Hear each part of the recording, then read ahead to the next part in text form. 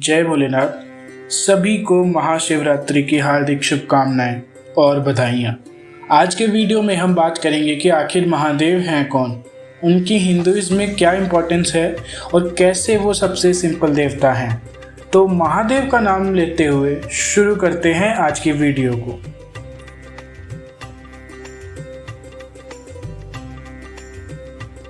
पहला सवाल ये आता है कि भगवान शिव हैं कौन। लॉर्ड शिवा भाइयों और बहनों, हिंदू धर्म में एक मुख्य देवता हैं जो विनाश और परिवर्तन के देवता के रूप में भी जाने जाते हैं। उन्हें कुछ संप्रदायों में सर्वोत्तम देव भी माना जाता है। शिव को अक्सर कैलाश पर्वत पर ध्यान मुद्रा में बैठे हुए योगी के रूप में दिखाया जाता है, जिनके हाथ में त्रिशूल होता है, सर पर एक अर्धचंद्रमा होता है और जिनकी जटाओं से गंगा नदी बहती है। उनका नीला रंग उनके आसमान और ब्रह्मांड से जोड़ने के रूप में दर्शाया जाता है। हिंदू माइथोलॉजिकल स्टोरीज में शिव को साधारण और भयंकर दोनों रूपों में दिखाया गया है। वो एक कॉम्प्लेक्स देवता है जो विनाशक और सृष्टि करने वाले, ध्यान में रहने वाले और नृत्य करने वाले, प्रेमी और तपस्वी, ये सभी गुणों का संगम है। शिव को संतान प्राप्ति के देवता भी कहा जाता है और उनकी पत्नी पार्वती के साथ उनका मिलन पुरुष और प्रकृति के बीच कॉस्मिक संतुलन को दर्शाता है। शिव के भक्तों की पूजा अलग अलग रूपों में होती है, जैसे कि लिंगम, नटराज। वो बहुत महत्वपूर्ण देवता हैं वेदास, पुराणास और महाभारत जैसे हिंदू ग्रंथों में। सारांश में लॉर्ड शिव हिंदू धर्म में महत्वपूर्ण स्थान रखते हैं और उन्हें दुनिया भर में लाखों भक्तों की द्वारा श्रद्धा और समर्पण मिलता है। अब हम बात करेंगे भगवान शिव के विशेष लक्षण और उनके प्रतीकों के बारे में। भगवान शिव को प्रकट करते समय कई अलग अलग प्रतीक उनके साथ जुड़ते हैं जो उनकी महत्ता और शक्ति को दर्शाते हैं। सबसे पहला प्रतीक है त्रिनेत्र। लॉर्ड शिव का तीसरा आँख जो ज्ञान और विवेक का प्रतीक है, इस आँख को हमें अपने अंतर्मन की गहराइयों में झांकने का मौका देता है। दूसरा प्रतीक है त्रिशूल।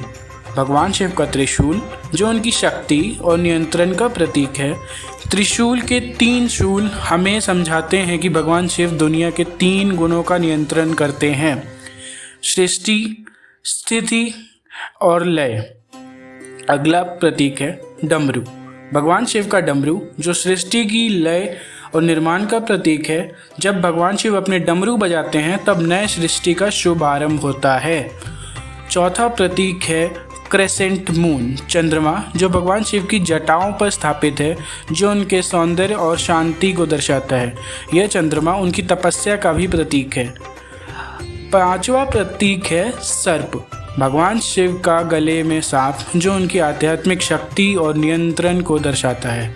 अंत में गंगा जो भगवान शिव की जटाओं से बहने वाली है। ये उनकी अनंत कृपा और पवित्रता का प्रतीक है।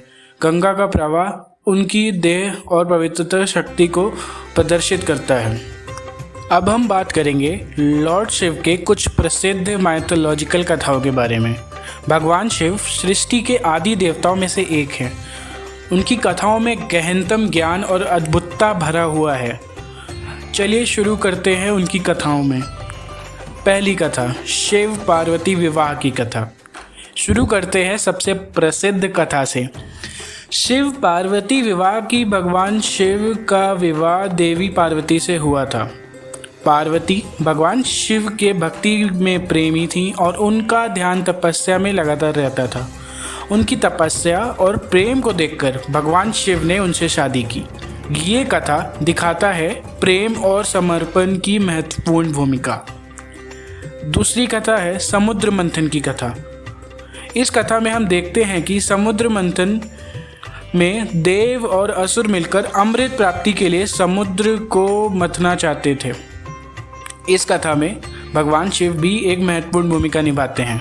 उनकी मदद से अमृत प्राप्ति संभव हुई थी, लेकिन उनके गुस्सा से विष भी निकल आया था। ये कथा दिखाता है धर्म और अधर्म के अमित संघर्ष को। अब हम बात करते हैं तीसरी कथा की, जिसका नाम है तांडव नृत्य की कथा। तांडव भगवान शिव का नित्य नृत्य था। जो सृष्टि का विनाश और पुनर्जन्म का प्रतीक है। इस नृत्य के माध्यम से भगवान शिव सृष्टि के विनाश का रूप धारण करते हैं। ये कथा हमें सृजन और विनाश की महत्वपूर्ण संदेश देती है। चौथी कथा है महाकालेश्वर ज्योतिर्लिंग की कथा। आखिरी कथा में हम महाकालेश्वर ज्योतिर्लिंग की तरफ देखते हैं। महाकालेश्वर एक प्रमुख ज्योतिर्लिंग है जो उज्जैन में स्थित है।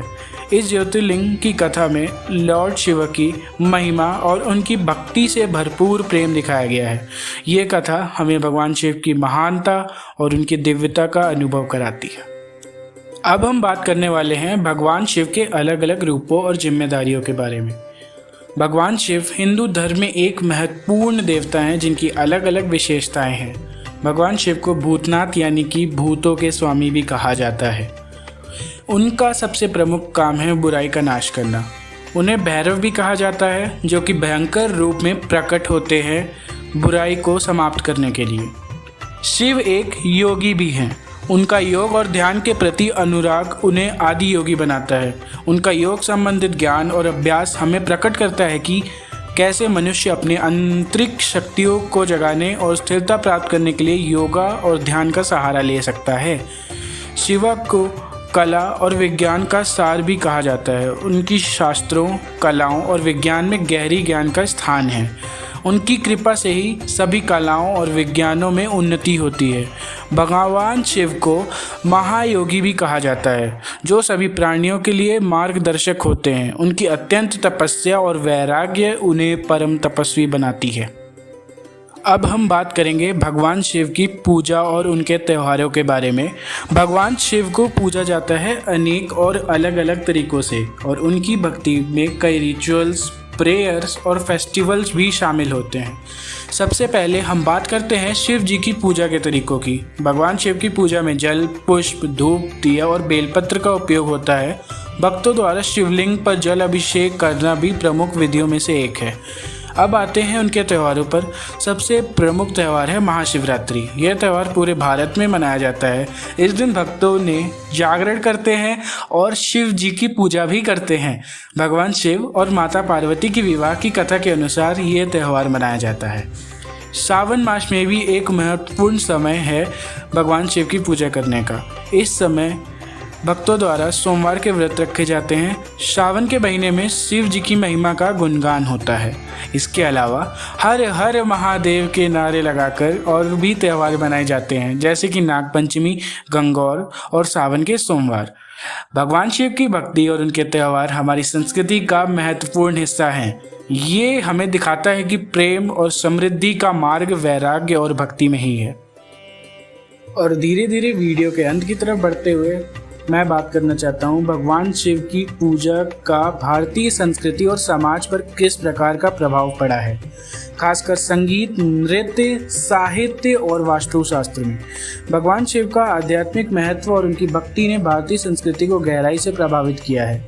उनकी महिमा और उपासना ने भारत की सांस्कृतिक विरासत को अनमोल बनाया है। संगीत में शिव भक्ति का प्रभाव देखने को मिलता है। भजनों में, कीर्तनों में और क्लासिकल संगीत में कैलाश के राजा शिव जी की लीलाओं और उनकी महिमाओं को सुनने को मिलता है। और कई क्लासिकल गानों में, जैसे कि शिव तांडव स्तोत्रम और भोलेनाथ की महिमा।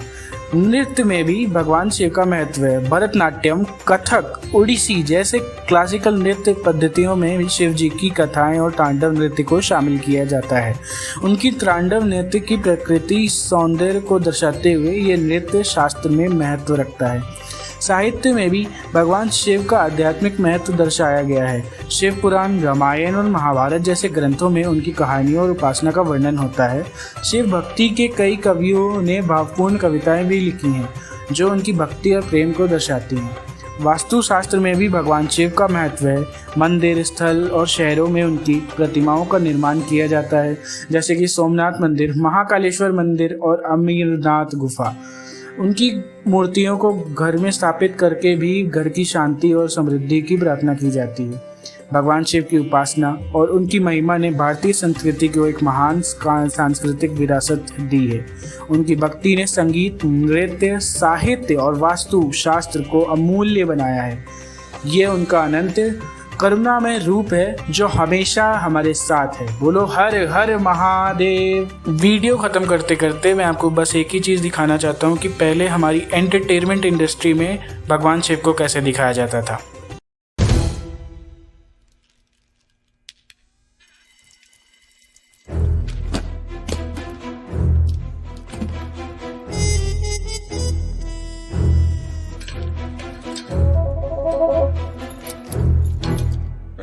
लॉक क्यों कर रहा है बे? आज जाने नहीं देगा। दरवाजा खोल, मेरी एंट्री है यार। शिव जो पाप विनाशक हैं, जिन्हें किसी का भय नहीं। सिक्योरिटी। और अब कैसे दिखाया जाता है। जय हो शंकरा, आदिदेव शंकरा, तेरे जाप के बिना चले ये सांस किस तरह। मेरा कर्म तू ही जाने, क्या बुरा है क्या भला। तेरे रास्ते पे मैं तो आंख मूंद के चला। तेरे नाम की जोत ने सारा हर लिया तमस मेरा। नमो नमो जी शंकरा, भोलेनाथ शंकरा, जय त्रिलोकनाथ शंभु हे शिवा। वीडियो के अंत में मेरी यही आशा है कि आपको ये वीडियो पसंद आया होगा। धन्यवाद और हर हर महादेव। चैनल को सब्सक्राइब और लाइक करना ना भूलें। जय हिंद।